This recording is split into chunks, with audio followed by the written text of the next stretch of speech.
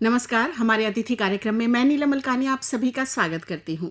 आज हमारे स्टूडियो में अंतर्राष्ट्रीय ख्याति प्राप्त जो शख्सियत उपस्थित हैं, इनके बारे में हम ये कहेंगे कि जब ये थिरकती हैं तो स्वयं घुंघरुओं को इन पर नाज होता है। भाव भंगिमाएं मुद्राएं देखकर मंच भी गौरवान्वित होता है और नृत्य प्रस्तुति के दौरान दर्शक अनायास ही किसी दूसरे लोक में पहुंच जाते हैं। आज स्टूडियो में हमने आमंत्रित किया है पद्मश्री अलंकरण से सम्मानित संगीत नाटक अकादमी पुरस्कार की विजेता शोभना नारायण जी को, सुप्रसिद्ध कथक नृत्यांगना, कथक गुरु और कोरियोग्राफर। शोभना जी, आपका हमारे स्टूडियो में बहुत बहुत स्वागत है। बहुत बहुत नमस्कार और धन्यवाद। तो मैम, आपका एक बहुत लंबा सफ़र रहा है, बेहद प्रेरक कहानी हम आपकी पाते हैं। ऐसे में बहुत सारे पड़ाव हैं जो सभी को अचंभित भी करते हैं, प्रेरित भी करते हैं। तो क्यों ना शुरुआत करें आपके बचपन से। जी। तो ये बताएं कि जब आप छोटी थीं, क्या तभी से नृत्य के प्रति रुझान था? देखिए, जब मैं छोटी थी तो जैसे कि हर बच्चे में बहुत ऊर्जा होती है जी। मुझ में भी वैसे ही था। मेरे पिताजी कहा करते थे कि हर 2-3 मिनट के बाद, 5 मिनट के बाद तो माँ के पास जा करके कहती थी, माँ अब मैं क्या करूँ, माँ अब मैं क्या करूँ। तो माँ ने कहा, भैया नाचो। तो अब वो जो है वो लिटरली और फिगरेटिवली वही हो गया। कलकत्ते में मेरे पिताजी का पोस्टिंग था, मेरा जन्म भी कलकत्ते का है और मेरे पेरेंट्स का इंटरेस्ट था कि उन्होंने मुझे 2.5 साल की उम्र में साधना पोस्ट के पास ले गए। उस जमाने की बहुत ही मशहूर कलाकार थी। वहां से जैसे पहले पैर पड़ा ता थई तक मुझे लगा मुझे सब कुछ मिल गया, मुझे मेरी आत्मा मिल गई, जीवन मिल गया, सांस मिल गई। जी। और ये बचपन की बात जो है कई बार बचपन में ही छूट जाती है। अब बहुत अच्छी स्टूडियस रही हैं आप पढ़ाई लिखाई में, और साथ में नृत्य का साथ भी कभी नहीं छोड़ा। जैसे मैंने कहा कि वो नृत्य मेरे जीवन, मेरी आत्मा रही। जी। तो आत्मा और सांस को आप कैसे छोड़ेंगे? तो वो साथ ही रहा। लेकिन साथ साथ मुझे पढ़ाई का भी बहुत शौक था और ये भी तमन्ना थी कि जो भी करूं अच्छा करूं। आत्मा से मैं नृत्य कर रही थी, मस्तिष्क से मैं पढ़ाई कर रही थी और दोनों साथ साथ चल रहा था। मुझे कभी ऐसा नहीं महसूस हुआ कि दोनों में कुछ भी कंपटीशन है। जी। क्योंकि मेरे लिए वो जीवन शैली और मेरे पर्सनालिटी का वो हिस्सा बन गया था उस उम्र से ही। जी। मुझे फिजिक्स और मैथमेटिक्स बहुत अच्छा लगता था। जी। तो फिजिक्स और मैथमेटिक्स लिया। तो जब हम कॉलेज में आए तो कॉलेज में मैंने फिजिक्स ऑनर्स किया, फिर पीएचडी कर रहे थे फिजिक्स में। तो उसके बाद और लेकिन डांस हमेशा वो मेरी सांस और आत्मा वो साथ साथ चलती रही। तो जीवन वैसे ही निकल गया, आज भी वैसे ही। जी। ऐसे में मैम, सिविल सर्विसेज के एग्जाम की जब तैयारी होती है तो कहते हैं कि सब कुछ अपने आसपास की दुनिया को भूलकर जितने भी उम्मीदवार हैं वो जुट जाते हैं।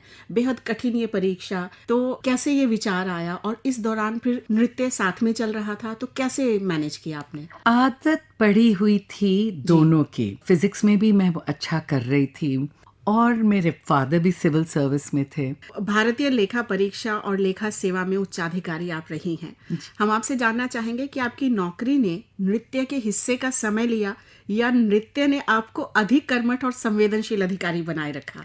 मैं कहूँगी कि नृत्य ने मुझे संवेदनशीलता सिखाई है। जी। तो वो कहीं ना कहीं, आप देखिए, एज अ ऑफिसर आप तो फाइल्स के साथ डील कर रहे हैं, लेकिन उस फाइल्स की एक सिग्नेचर के पीछे कई जिंदगियां हैं। तो आप या तो जो भी आप डिसीजन ले तो उसका इतना सोच समझ के होना चाहिए, क्योंकि कई जिंदगी, कितने फैमिलीज को वो अफेक्ट कर रहा है। जी। तो शायद मैं हमेशा मानती थी कि मुझे नृत्य ने 2 चीज़ दी है जो कि मुझे काम आया ऑफिस के क्षेत्र में। संवेदनशीलता और ये हमेशा सोचना कि उसके पीछे कितनी जिंदगियां हैं, उस पर ध्यान रखना, to be aware of that. और दूसरा कि ज़मीन पर हमेशा पाँव रखो, क्योंकि कुर्सी तो कुछ ही दिन की है। कुर्सी जो है कल चली जाएगी, लेकिन अपना अस्तित्व, अपनी जो एक आइडेंटिटी है उसको संभाल के रखो।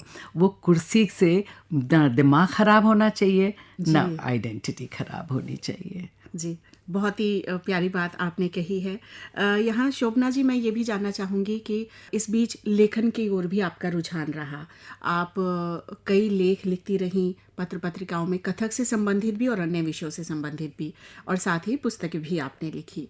तो ये आपसे सीखना चाहेंगे कि किस तरह से तमाम चीज़ों को लेकर आगे बढ़ें साथ में। जहाँ तक लेखनी का सवाल है, इनर क्वेश्चनिंग, अंदर से पूछती रहती सवाल, क्यों है, क्या है, क्यों, तो वो जो है एक अंदर खोजने की और उसमें डेप्थ में, गहराई में जाने की प्रवृत्ति है।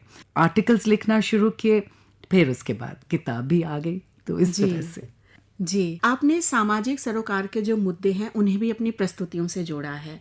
ये विचार कैसे आया और किस तरह से प्रतिक्रिया मिली लोगों की? मेरे घर का माहौल बहुत ही सोशल वर्क में डूबा हुआ। मेरे नाना 1922-23 के फ्रीडम फाइटर थे। पूरा घर में एक वो समाज सेवा का माहौल था, राष्ट्रीयता का माहौल था। तो वो मेरी माँ में आया, मेरे पिताजी में आया, जब किसी ने एनवायरनमेंट पर सोचा ही नहीं था। जी। और फिर उसके साथ साथ सोशल इश्यूज थे जी। क्योंकि बॉन्डेड लेबर था।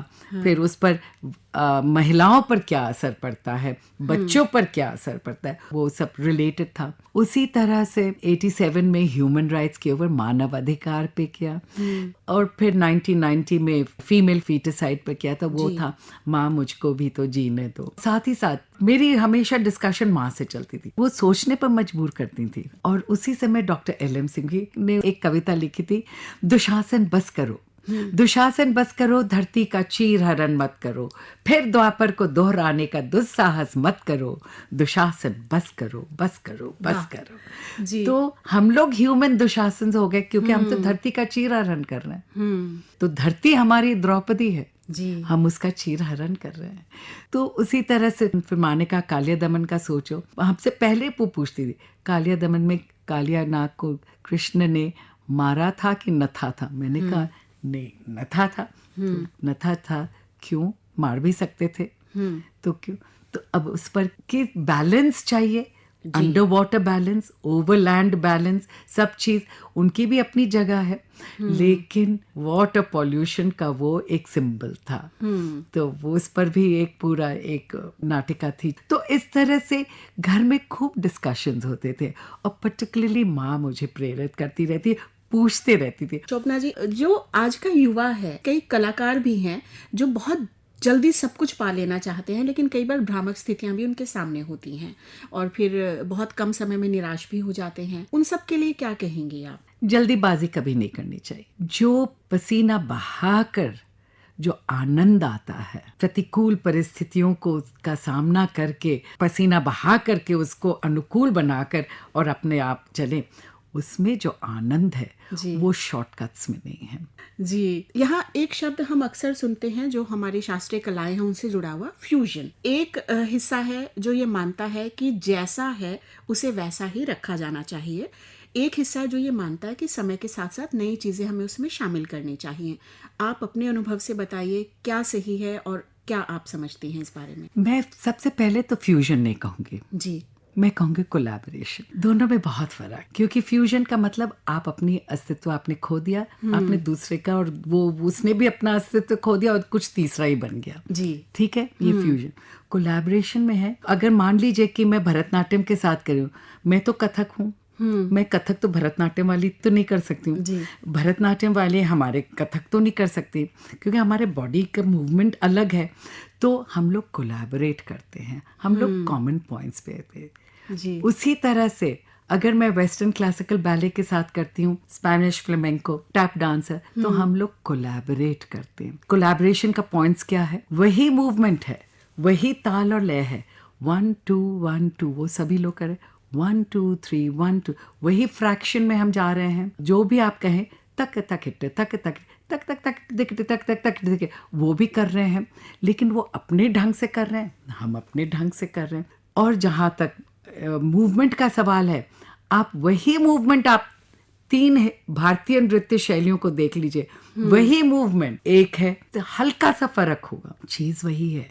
उसी तरह से पाश्चात्य चीजों को लेकर के कीजिए, चीज वही है। तो हम लोग सब अपनी बात कह रहे हैं, अपने ढंग से, अपनी आइडेंटिटी को रखते हुए, जी। लेकिन हम लोग साथ साथ मिल करके एक नया कोलैबोरेटिव पिक्चर दे रहे हैं। जी, आप अपनी प्रस्तुतियों के बारे में जब याद करते हैं, कुछ लम्हे हमारे साथ आप ज़रूर बांटिए जो आपके दिल के बेहद करीब हो।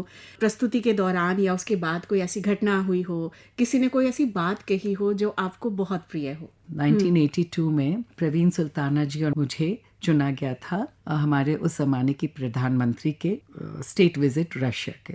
जी। तो उस समय वो चायकोव्स्की ऑडिटोरियम में हुआ था, तो आधा वहाँ के बॉल्शॉय था और आधा हम लोग का था। मेरा प्रोग्राम हो रहा था, मैं उस रसानुभूति के में ही भीन गई थी, उस रस में डूब गई थी। तब तक देखा कि इतना सिक्योरिटी, हाई सिक्योरिटी में एक आदमी सिक्योरिटी को तोड़ करके मेरे पैरों पे फूल बिखेर दिया। 10 मिनट तक स्टैंडिंग ओवेशन मिला, जी। जो यहाँ के भी पेपर्स ने रिपोर्ट किया, पीटीआई ने उस समय रिपोर्ट किया। एक वो था, एक था चित्रकूट में रामायण मेला होती है। तो चित्रकूट में रामायण मेला जब उस जमाने में होती थी तो भीड़ कहाँ से आती थी मालूम नहीं, लेकिन हाँ आसपास के सभी इलाकों से। तो ऑब्वियसली हम लोग के एक मत है ना कि क्लासिकल डांस सिर्फ मुझे समझ में नहीं आता, मैं क्यों जाऊँ। अब ये है, इन लोगों ने तो क्लासिकल डांस देखा नहीं था। एक महिला वहाँ बैठी हुई है और मैं ऐसे डांस कर रही थी और तब तक मैंने लगा कि वो ऐसे ऐसे करके बुला रही हैं मुझे। तो मैं स्टेज के एज पे चली गई, किनारे पे, और उनसे पूछा क्या। तो उन्होंने कहा आपने थोड़ी देर पहले ये किया था, उसको दोबारा कर दीजिए प्लीज़, मुझे बहुत अच्छा लगा। तो अब क्या था, फरमाइश थी।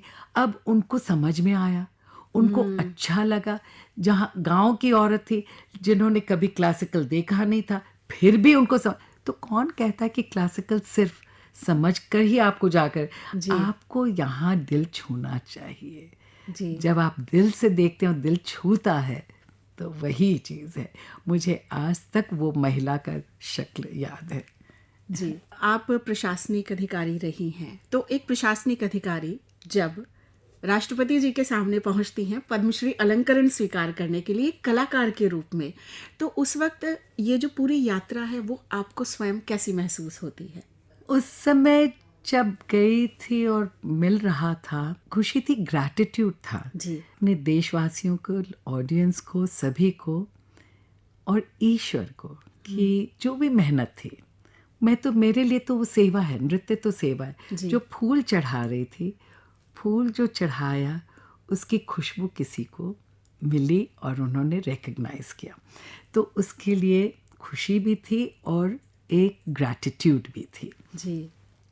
लेकिन साथ ही साथ मैं एक दिमाग में ज़रूर था, माँ यदि रहती तो, क्योंकि माँ 2 साल पहले 90 में उनका इंतकाल हुआ था। खुशी तो होती है, ग्रैटिट्यूड भी है कि आपकी मेहनत को किसी ने सराहा है, रिकग्नाइज किया, लेकिन यात्रा वहाँ ख़त्म नहीं होती, क्योंकि पूजा तो निरंतर चलती जा रही है। शोभना नारायण जी, हम तो कथक और आपको पर्यायवाची मानते हैं। हमारे इस कार्यक्रम के माध्यम से हमारे श्रोता आपको सुन रहे हैं और ऐसे में हो सकता है कि कुछ इस तरह की कलाकार भी सुन रही हों जो कथक करती हों, जीवन में आगे पहचान बनाना चाहती हों, उनके लिए आपका क्या संदेश? मैं उन लोगों के लिए भी, बच्चों के लिए कहूँगी जो भी हमारे यंग कलाकार हैं, कि शॉर्टकट में मत इस्तेमाल, उस पर मत जाइए। आप अपनी साधना कीजिए और गहराई में जाइए और ऊपर बुलबुले की तरह ना उछलिए, क्योंकि अथाह समुद्र है। उस गहराई में, उस मेहनत और पसीने में एक आनंद है। बहुत बहुत धन्यवाद आपका। हम उम्मीद करते हैं कि हमारे सभी श्रोता अपने जीवन में इन चीज़ों को अपनाएंगे। और आकाशवाणी परिवार की ओर से मैं आपको ये कहूँगी, शोभना नारायण जी, पद्मश्री अलंकरण प्राप्त, आपकी एक लंबी यात्रा है, प्रेरक यात्रा है कि आपके पग घुंघरुओं से थिरकते रहें, सजे रहें, और जो ये यात्रा है ये दूसरों को जो है वो सुगंधित करती रहे। आज आप हमारे स्टूडियो में आए, बहुत बहुत धन्यवाद आपका अपना समय देने की। बहुत बहुत धन्यवाद। तो कार्यक्रम प्रोड्यूसर प्रभा कुमार के साथ मैं नीलम मलकानिया हमारे अतिथि कार्यक्रम से अब आप सभी से लेती हूँ अनुमति। नमस्कार।